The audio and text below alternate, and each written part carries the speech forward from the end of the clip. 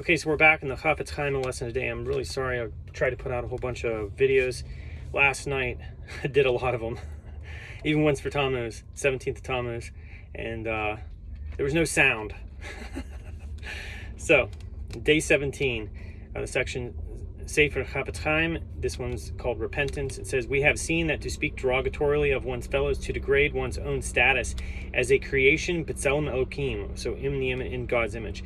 For one who speaks lashon hara or evil speech, the teshuvah, the repentance process, is the same as for all sins between man and his creator. Confession, sincere regret, and the resolution never to speak lashon hara again.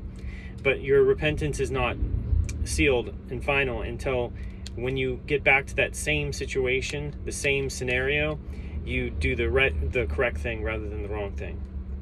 Okay, so one is not required to discuss the matter with the subject of one's sinful words and seek his forgiveness unless actual harm was caused.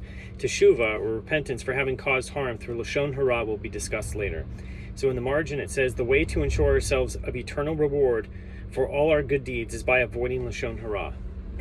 So Rabbi Raphael, okay, so the section for Sefer Shmirat HaLashon, Rabbi Yisrael Meir Kagan's other book on proper speech. This section is called Forfeiting Eternity.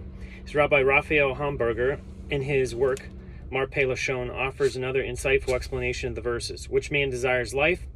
And then etc. Guard your tongue from evil. He bases his thoughts on the following passage from Sefer Chavot HaLevavot. So that's sometimes it's translated as duties of the heart. In Sha'ar Hakinah, chapter 7, "On the day of judgment, many people will find themselves credited with meritorious deeds, which they did not do. These are not mine," each one will declare. He will be told, "These are the deeds of those who spoke disparagingly of you, and thereby caused their merits to be transferred to your account." So, and the one who spoke disparagingly will be told, "These deeds were taken from you when you spoke against so-and-so."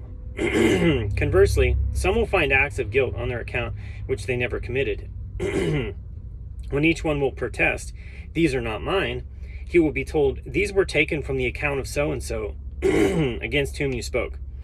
The above is found in other sacred works as well. A person may spend a day or two earning for himself eternal bliss through Torah and mitzvot, only to exchange these merits for his neighbor's sins by speaking against him.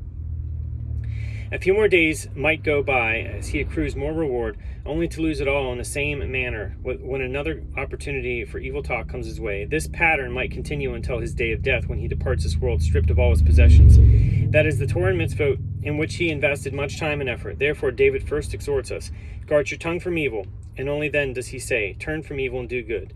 The way to ensure that the reward of mitzvah observance remains ours for all eternity is by refraining from speaking ill of our fellow Jew. Have a great day.